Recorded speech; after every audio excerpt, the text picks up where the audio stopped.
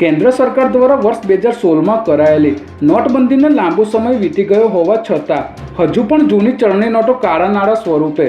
બજારમાં ફેરવવાનો કે કમિશનથી વટાવવાનો કારસો ચાલી રહ્યો હોવાનો જીવંત પુરાવો અમદાવાદમાંથી સામે આવ્યો છે, જેમાં રામોલ પોલીસ સ્ટેશનના પીઆઈ અને સર્વેલન્સ સ્ટાફને બાતમી મળી હતી કે રામોલ રબારી કોલોની 4 રસ્તા પરથી 2 શખ્સો કરોડોની જૂની રદ થયેલી કરન્સી સાથે પસાર થવાના છે, જેના આધારે પોલીસે વોચ ગોઠવી ભરતસિંહ મૈડા અને મેરાજુદ્દીન ખાનને ઝડપી લઈ તેમની પાસેથી 39 લાખ રૂપિયાની 500 રૂપિયાના દરની જૂની નોટો કબજે કરી છે.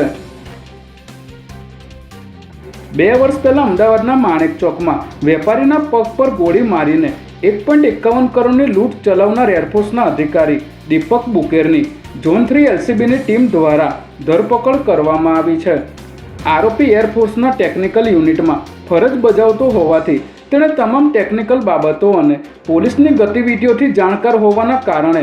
ખૂબ જ સાવચેતીપૂર્વક લૂંટ કરી હતી અને લૂંટ કર્યા બાદ 2 કિલોમીટર વિસ્તારમાં 7થી 8 વખત રિક્ષાઓ બદલી અને કપડાઓ બદલીને ફરાર થઈ ગયો હતો. ત્યારે જામનગરમાં થયેલા પિસ્તોલની ચોરીના ગુના પરથી આ ભેદ ઉકેલવામાં પોલીસને મોટી સફળતા મળી છે.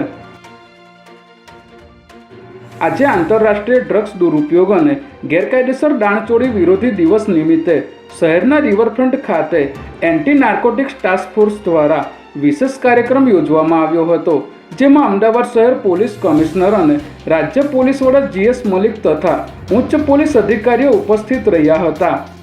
એન્ટી નાર્કોટિક્સ ટાસ્ક ફોર્સ દ્વારા આ દિવસ નિમિત્તે સાયક્લોથોનનું આયોજન કરવામાં આવ્યું હતું. ત્યારે આ પ્રસંગે ડીજીપી તથા અન્ય અધિકારીઓએ સાયક્લોથોનમાં ભાગ લઈને નશા વિરોધી સંદેશને વધુ વ્યાપક બનાવ્યો હતો.